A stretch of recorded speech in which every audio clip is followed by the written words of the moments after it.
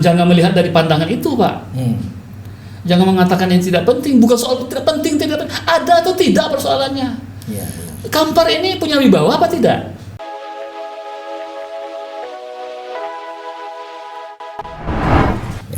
Assalamualaikum warahmatullahi wabarakatuh. Waalaikumsalam warahmatullahi wabarakatuh. Selamat datang Bang Kamur Zaman di studio Tutur Podcast. Kita bincang-bincang hari ini berkaitan dengan Kabupaten Kampar, Provinsi Riau. Iya. Seperti yang kita ketahui bahwa Kampar hari ini terus berkembang, terus bergulir dan sebagainya. Abang sebagai putra Kampar dan sebagai politisi yang selama ini bermustatim di Pekanbaru karena pernah jadi anggota DPR dari Partai Demokrat, tentu akan lebih leluasa memotret Kampar dari luar daripada kita berada di dalam kabupaten itu, karena di dalam itu lebih enak, dari luar itu lebih enak memantaunya. Nah, menurut analisa Abang, Kabupaten Kampar, Provinsi Riau ini hari ini seperti apa kondisi politiknya? Terima kasih Pak Safrizal. Begini, ketika kita bicara tentang Kampar, tentu kita harus flashback dulu. Ya. Menarik di belakang, dari mana kita harus memulai berbicara tentang Kampar ini? Ya, betul. Apakah kita berbicara dari konteks seorang figur, konteks kepemimpinan, atau konteks bagaimana memikirkan Kampar dalam aspek global? Menurut saya itu dulu yang harus kita coba lihat. Ya. Ketika tadi pertanyaannya nanti, apa pandangan saya sebagai putra Kampar? Tentu saya melihat di sini melihat sejarah dari kepemimpinan Kampar yang sepanjang pengetahuan saya tahu. Ya. Dimulai dari Bapak R. Subrantas, karena di situ saya baru tahunya. Cukup panjang nih ya. Ya, dari Pak Subrantas, bagaimana kepemimpinan mereka, apa yang dibawanya oleh, apa yang dibuat oleh almarhum R. Subrantas. Setelah itu Pak siapa lagi, Saprudin kalau siapa tadi ya. Ya. Masih itu kan dari militer. Nah, kita ingat waktu itu adalah zamannya adalah zaman Orde Baru, di mana waktu itu komando Ya. artinya sistem kepemimpinan itu karena sebagian daripada militer diambil oleh pemerintah sentralistik, pusat, sentralistik di situ. Nah, ini juga harus kita perhatikan ya, bagaimana waktu itu mengemas Kampar dalam wilayah konteks teritorial yang cukup luas pada saat itu. Ya. Kita lihat ya, Kampar itu bukan hanya soal Kabupaten Kampar, itu kan luas sekali. Ada Pelalawan pada hari itu, ada Rokan Hulu pada saat itu. Nah, ini kan sangat luas sekali. Sebelum pemekaran sangat luas. Sebelum pemekaran sangat luas. Nah, kita harus melihat konteks seperti itu. Apa yang dilakukan oleh pemerintah pada saat itu? Nah, setelah itu semasa Bapak Saprudin, katakan masih militer juga. Ya, apa yang dilakukan oleh pemerintah pada saat itu yang kebetulan juga masih zaman Orde Baru. Ya. Nah, singkatnya, ketika zaman Pak Saleh Jazid terjadi perubahan sedikit. Ya, bagaimana melihat Kampar untuk kemajuan lebih depan. Nah, kita baru berbicara tentang kemajuan Kampar yang sudah dimulai oleh Pak Saleh Jazid. Ketika itu saya melihatnya ada. Kenapa saya berani mengatakan demikian? Karena pada saat itu saya baru mulai belajar ya, tentang apa yang dilakukan oleh tokoh-tokoh kita pada saat itu. Ya, apa yang dilakukan pada saat itu? Nah, Pak Saleh Jazid pada waktu itu melakukan perubahan tentang bagaimana mengembangkan wilayah. Ya. Nah, kita masih lihat waktu itu ya, orientasi beliau sudah mulai mengarah kepada, mohon maaf ya, ke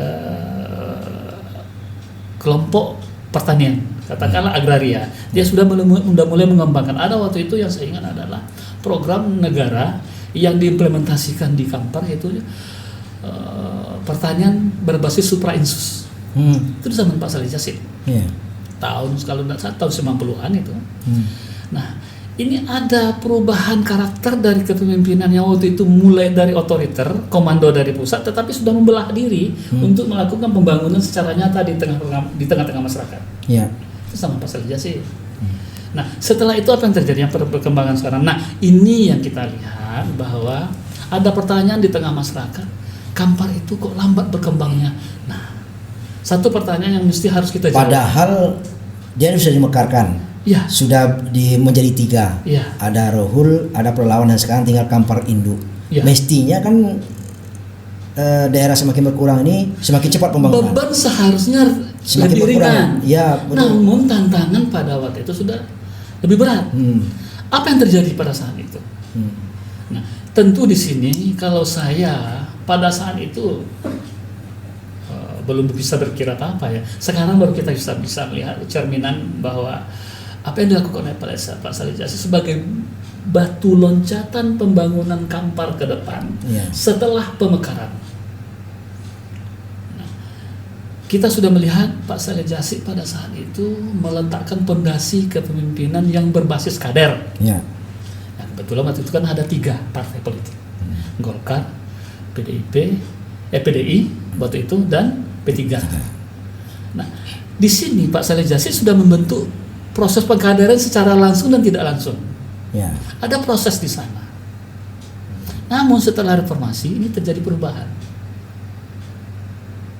Kita tahu kan setelah Pak Saleh Jasi kan sudah masuk pada era reformasi. Ya, pecah reformasi tahun 98. Ya, 98 itu masa masa memulai fase baru dari era baru dari perjalanan demokrasi Indonesia yang dimulai pada saat itu. Nah, dimulailah dengan apa yang disebut dengan proses demokratisasi, pemilihan langsung setelah itu, kan? Ya, berkembanglah beberapa partai yang ada setelah itu. Nah, ini pandangan saya. Ya. Ini kita flashback ya, Pak ya. Kemudian rancang bangun pembangunan daerah Kampar pada saat itu setelah Pak Saleh Jasi. Nah, ini kita harus baca lagi nih. Tadinya saya mengatakan Pak Saleh Jasi telah meletakkan fondasi pembangunan Kampar setelah pemekaran. Yang harusnya ada estafetnya oleh kepemimpinan setelah itu. Saya melihat estafet pembangunan pada saat itu terputus. Apakah karena pengaruh perubahan karakter kepemimpinan pada saat itu dipengaruhi oleh proses demokratisasi atau bagaimana? Ini sebetulnya harus kita pelajari. Ini harus kita renungkan. Sebenarnya kita lihat hari ini bermula dari mana. Nah, kalau saya mengatakan ini bermula dari, kita ambil langkahnya adalah Pak Saleh Jasi. Karena ini beliau meletakkan fondasi demokratisasi itu dengan arah pembangunan yang lebih terbuka berdasarkan pada aturan-aturan baru di luar pada komando. Sistem pemerintahan Orde Baru pada saat itu harus kita akui. Nah, perubahan ini kan untuk Kampar seharusnya kan ini kan dipegang, dijadikan bahan untuk loncatan, ya. Untuk kepemimpinan setelah itu. Kenapa saya katakan ini? Kenapa? Kampar ini adalah barometer calon pemimpin di Provinsi Riau pada saat itu. Artinya ketika dia bertugas di Kampar berhasil, berarti dia sudah bisa dilepas. Kita buktikan, ya. Beberapa gubernur yang lepasan pemilihan memimpin di Kampar, mulai dari Pak R. Suprantas, kemudian Pak Saleh Jasi, Pak siapa lagi waktu itu ya? Pak Saleh ya, dua pemimpin. Itu berhasil. Dari Kampar itu ya? Dari Kampar. Sayang kalau ini kita lepaskan. Sekarang kita kembali pada hari ini. Apa yang terjadi di Kampar pada hari ini? Saya melihat, Pak, mohon maaf ya, kita kehilangan sosok, bukan kehilangan orang ya. Tidak, kita banyak kader kita. Banyak kader. Tetapi kita tidak melihat sosok yang kira-kira siapa? Bagaimana yang dia lakukan? Kita ambil contoh umpamanya kan. Beberapa terakhir ini setelah katakanlah sepeninggalan Pak Saleh Jasi itu kan siapa wali kota Pak? Setelah Pak Saleh, Pak Beng Sabri. Pak Beng Sabri. Ini mulai kita waktu itu kan euforia kita kan bagus, Pak Beng Sabri begini bagus gitu kan. Ini orangnya merayat. Persoalannya bukan itu, Pak. Bukan merayatnya. Yang dibuat oleh Pak Beng Sabri pada saat itu untuk yang ditinggalkannya sebelum dia ke Tanjung Pinang, ke Kepulauan Riau, apa? Di sini sudah mulai terputus kaderisasi. Pak Saleh telah memberikan fondasi, tetapi kita tidak pegang ini. Artinya apa? Kaderisasi itu hanya jangka pendek. Nah, kalau dalam konteks sekarang ini, dilihat dari paparan abang tadi, bisa nggak kita katakan bahwa Kampar krisis kader? saya katakan ya, kalau krisis, saya katakan ini, saya tidak setuju, tidak sependapat ya dikatakan krisis. Kenapa? Ada sosok, ada figur, tetapi belum menonjol, belum ke depan, belum ada yang memberanikan diri untuk, sekarang katakanlah bahasa kerennya itu kan, untuk halo-halo, belum ada. Yang memberanikan diri belum nampak, ya masih kelihatannya seperti ya malu-malu mungkin saja, atau melihat-lihat. Nah sekarang persoalan apa? Persoalan psikologis. Ya, jangan terlalu melebar dulu ke kalau pilkada kan lain masalahnya. Sekarang soal wakil bupati saja. Sampai hari ini kan sudah Pak Aziz Zainal sudah meninggal udah 1 tahun lebih ya. Ya. Sampai hari ini jabatan wakil bupati masih kosong. Apakah itu bukan karena tidak ada kader yang mampu mengisi itu, atau tidak ada political will masing-masing partai politik, atau gimana menurut abang? Komplek ya. Komplek. Kalau saya mohon maaf ya, kalau saya agak kasar ini mengatakannya, partai politik juga gagal melahirkan orang-orang yang terampil. Sayangkan, wakil bupati udah lebih 1 tahun, hampir 2 tahun ditinggalkan oleh almarhum Haji Aziz Zainal. Ya. Sampai hari ini belum kita temukan, belum diisi. Pertanyaannya, begitu susahkah mencari orang? Iya pula ya. Padahal Bang Kemalu bisa jadi wakil bupati kan? Siapapun. Begitu. Saya mengatakan begini ya. Berarti kalau bukan kita bicara dari sisi akademisi, dari sisi intelektual, dari sisi figur, ada. Menurut abang di mana letak kesalahannya itu? Karena kita tidak menampilkan orang. Tokoh masyarakat sekarang kita lihat sekarang nih. Tokoh masyarakat kita siapa di Kampar? Saya mengatakan hampir tidak melihat tokoh masyarakat yang tampil ke depan berbicara tentang Kampar. Artinya apa? Tidak mau tampil atau malu-malu atau memang kena faktor usia? Saya melihat ini tidak tahu ini psikologi apa yang terjadi pada masyarakat Kampar nih, dalam tanda petik tokoh-tokoh Kampar. Padahal Kampar itu kalau soal politik dinamis sekali luar biasa. Cerdas orang Kampar ini, Pak. Ya kalau selama ini kan dinamis. Tapi berapa tahun terakhir ini agak apa dia? Ada pembodohan terhadap diri mereka sendiri. Oh gitu ya. Maksud saya begini ya. Bukan pembodohan secara sistematis ya? Bukan. Ini individual sifatnya. Kalau saya mengatakan ini individual. Individual ya? Ya, kenapa individual yang terjadi seperti ini? Ini efek daripada partai-partai gagal membentuk orang-orang hebat di tiap-tiap partai, di internal partai masing-masing. Berarti partai gagal menjalankan fungsinya gitu. Ya. Karena fungsi partai itu kan ada berapa hal. Satu, mengartikulasikan kepentingan, betul, agregasi, pendidikan politik, ya, proses pengkaderan. Artinya di partai politik ini di proses pengkaderannya persoalannya. Ya, ada kader yang bisa dilahirkan oleh partai politik untuk eksekutif, ya, dan bisa untuk yudikatif. Ya. Nah, kita lihat memang agak gagal dalam hal rekrutmen kadernya. Partai-partai politik, sehingga partai politik pun dalam menentukan calon untuk posisi wakil bupati aja masih tak satu pendapat. Bagaimana kita ke depan melompat dan untuk yang lebih posisi yang lebih baik? Ya, padahal kita mau pilkada ini kan? Ya, kita bicara ya ini, kita bicara bukan soal apa, ya, tapi bagaimana kita membentuk Kampar ke depan. Dikaitkan dengan orang-orang yang hebat, orang-orang yang cerdas, orang-orang yang pintar, yang ada di Kampar sebagai barometer kepemimpinan yang berhasil pada masa lalu. Itu persoalannya. Rugi kita, kalau menurut saya, rugi kita apabila kita mendiamkan diri. Kamaruzzaman mendiamkan diri ini rugi saya. Ya. Kalau saya tidak berteriak, Pak Saprizal tidak teriak, lalu siapa yang berteriak? Tentu kita ingin yang lain berteriak. Para akademisi berteriak, para intelektual berteriak, para tokoh adat berteriak. Ini untuk Kampar. Di mana letak apanya itu, Bang? Letak kelemahannya sehingga yang berteriak ini kurang sekarang. Yang seharusnya berteriak, artinya berteriak dalam positif gitu ya. Menyuarakan kepentingan masyarakat. Ya. Nah, misalnya soal wakil bupati. Kan alangkah eloknya Kampar itu lengkap kepemimpinannya, ada bupati, ada wakil bupati, sehingga dia bisa bersinergitas gitu. Tetapi udah 1 tahun tak terisi, padahal kan tidak susah ngisinya itu. asal ada political will dari pemerintah, dari bupati maupun dari partai politik, itu kan bisa diisi. Ada beberapa aspek kalau menurut pendapat saya. Pertama adalah kemauan dari bupati yang ada sekarang.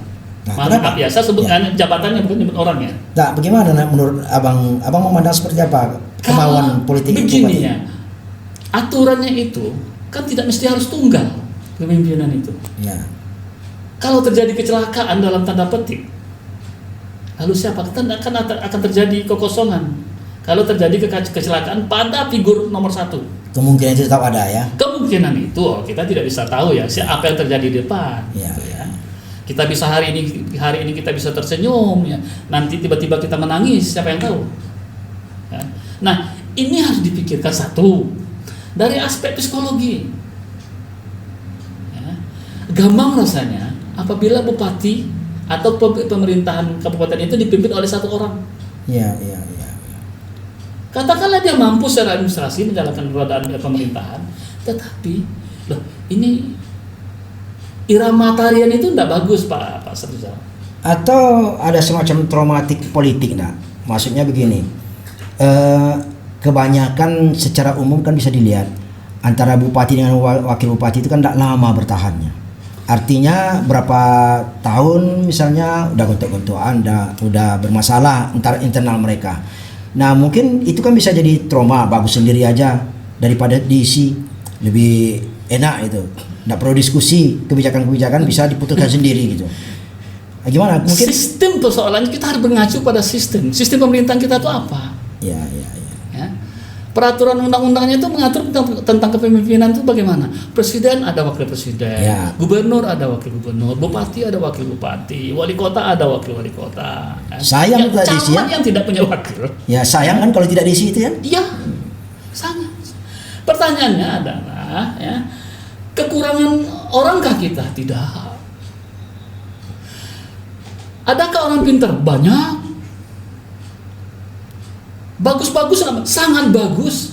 Saya boleh jamin katakan banyak bagus. Kenapa? Indikatornya adalah akademis kita luar biasa bagus-bagus. Ada profesor. Mantan birokrat kita banyak ya. Mantan birokrat kita banyak. Bahkan ya, tokoh-tokoh kita ini ada yang berkiprah di luar Kabupaten Kampar. Kita harusnya berterima kasih ya. Kita bangga. Ada kader-kader kita yang bagus, orang Kampar. Ya, putra-putra Kampar yang bagus. Ya, tidak berkiprah di Kampar tapi berkiprah di luar. Lantas di mana masalahnya itu Bang? Masalahnya sekarang ini kita tidak memperhatikan diri kita. Tokoh Kampar itu tidak merekrut, tidak memperhatikan siapa sih yang mau kita bawa. Iya. Siapa mau kita pandang? Kenapa? Karena kita masih membicarakan pada lingkungan diri sendiri. Atau memang karena kita kurang halal bihalal ini nak? Kurang reunian untuk tokoh-tokoh kita yang ada di luar misalnya berada di perlu halal bihalal dulu, sehingga dari halal bihalal itu ada titik-titik temu yang bisa begini kita rangkum. Ini kan saat pandemi nih ya, tapi jangan dikorbankan, jangan dijadikan pandemi sebagai alasan untuk kita tidak bersilaturahmi ya, kan banyak bisa, ini pakai handphone kan bisa punya kita ya. Alat komunikasi yang luar biasa bagus sekarang bisa. Artinya kalau itu tidak ada masalah itu ya. Kalau bagi saya itu tidak masalah Pak Rizal. Yang jadi persoalan sekarang ini kita belum mau baik secara personal dan berkelompok untuk memajukan orang-orang, menampakkan, menonjolkan, menggambarkan, memvisualkan orang-orang yang kita anggap bisa ditampilkan. Ibarat penari ini ya nak ya, ada sosok-sosok wanita cantiknya harus kita lemparkan ini, ada sosok pria-pria gagah yang harus menari di depan kita. Nah kita belum melihat sosok penari di depan kita, ini masalah. Iya. Yang akan menjadikan panitia untuk membuat pertunjukan pun tidak ada. Bagaimana mau pertunjukannya? Panitia aja tidak ada, bagaimana mau pertunjukan? Ini persoalan kita. Sekarang ini masalahnya ada keinginan, tapi saya mau mulai dari mana? Betul. Ada rasa, perasaan, kegalauan, tapi saya mau berpijak dari apa ini? Kenapa itu terjadi? Menurut saya mungkin ini tadi bahasanya itu silaturahmi kurang, atau hanya memang kita terbawa waktu tidur. Pada saatnya sekarang sudah bangun kita. Ini buktinya sekarang kita tidur, wakil pemimpin saja yang harus sudah diisi oleh pemerintah berdasarkan peraturan pemerintah, berdasarkan undang-undang, ya, harus dibangun dan dibuat, harus dilahirkan seorang figur yang ada di Kabupaten Kampar. Tidak bisa kita mengisi hanya untuk wakil. Jangankan nomor 1, jangankan menjadi orang top leader, menjadi naib Johan aja sebagai sebuah kompetisi, orang-orang yang akan kita majukan sebagai untuk disandingkan nggak punya kita wakil. Kalau begitu kompleks yang sudah Abang gambarkan itu, kira-kira bagaimana konkretnya sehingga wakil bupati ini bisa Harus ada yang melompat ke depan sekarang ini, berdiri di tengah-tengah masyarakat Kampar. Hai, kita harus mulai bergerak sekarang ini. Dan itu harus disokong oleh tokoh-tokoh baik di dalam maupun di luar Kampar yang mencintai Kampar. Saya garis bawah ini, yang mencintai Kampar.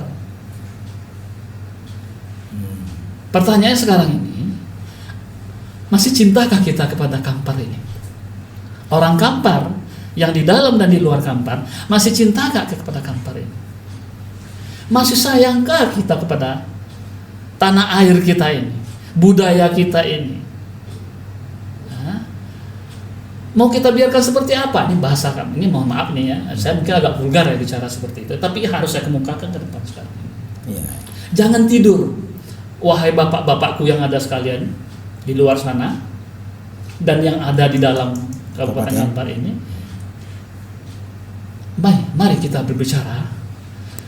Bangunkan, kalau kawan-kawan di DPRD katakanlah mohon maaf, kalau DPRD Kampar mungkin agak perlu kita berikan semangat, harus kita berikan semangat untuk mendorong bupati supaya, mohon maaf ya. Tapi kan proses rekrutmen itu kan di DPR juga ya. Ya makanya saya mengatakan begini ya, kalau saya nanti langsung pada institusi kan, saya rasanya kurang bijak mengatakan itu. Ya. Tetapi tidak apa-apalah, saya katakan ya dengan berani saya mengatakan tanpa mengurangi hormat saya kepada adik-adik kita, saudara-saudara kita yang di DPRD Kabupaten Kampar ini. Hari ini mulailah bekerja, mulailah bergerak. Kalau saya tidak salah itu berapa bulan yang lalu sudah terbentuk panitianya itu, panitia pemilihan. Tapi sampai sekarang pun mandek juga. Yang saya maksud ya, bergerak itu bukan hanya sekedar sudah kita bentuk nih, ayo si A si B kita kumpul. Nih lembaga kita nih membicarakan A B C D. Tapi kalau tidak ada action setelah itu, artinya apa? Mendesak pemerintah, pihak terkait untuk membentuk, menyegerakan terbentuknya seorang figur yang akan menjadi wakil dari sebuah institusi lembaga pemerintahan yang bersetingkat Kabupaten Kampar ini. Berarti DPR tidak bisa menyepelekan dong soal wakil bupati ini ya, harus diisi. Harus diisi, mumpung waktu masih ada. Ya. Persoalannya sekarang ini dengan waktu yang singkat ini, karena aturan perundang-undangan yang berlaku, dan sekian bulan menjelang habis masa jabatan bupati kan itu kan nanti kan. Kalau saya tidak salah 18 bulan itu. 18 bulan ya. Sekarang apakah masih ada rentang waktu atau tidak? Kalau masih ada rentang waktu, menurut saya segeralah bekerja. Panjanya harus bekerja secepatnya. Ya, bila perlu siang malam bekerja. Hal ini penting. Nah, kalau kurang katakanlah semangatnya kurang, ayo kita bicara bersama-sama. Ya, masyarakat juga memberikan dorongan kepada DPR. Berarti kalau kita buat urutannya, berarti partai dulu yang harus segera membentuk mendorong praksi-praksi di DPR supaya segera panlih. Ini soal tiap pemilih bekerja gitu. Ini soal kemauan, sense kita juga bagaimana. Berarti political will ya. Political will kita. Yang kedua, ini soal pengetahuan. Mohon maaf, intelijensia kita juga harus tinggi. Dan harus cermat, ya, cerdas melihat hal seperti ini. Atau mungkin enggak partai maupun di DPR merasa tidak perlu juga. Jangan melihat dari pandangan itu, Pak. Jangan mengatakan yang tidak penting. Bukan soal tidak penting, ada atau tidak persoalannya. Ya. Kampar ini punya wibawa apa tidak?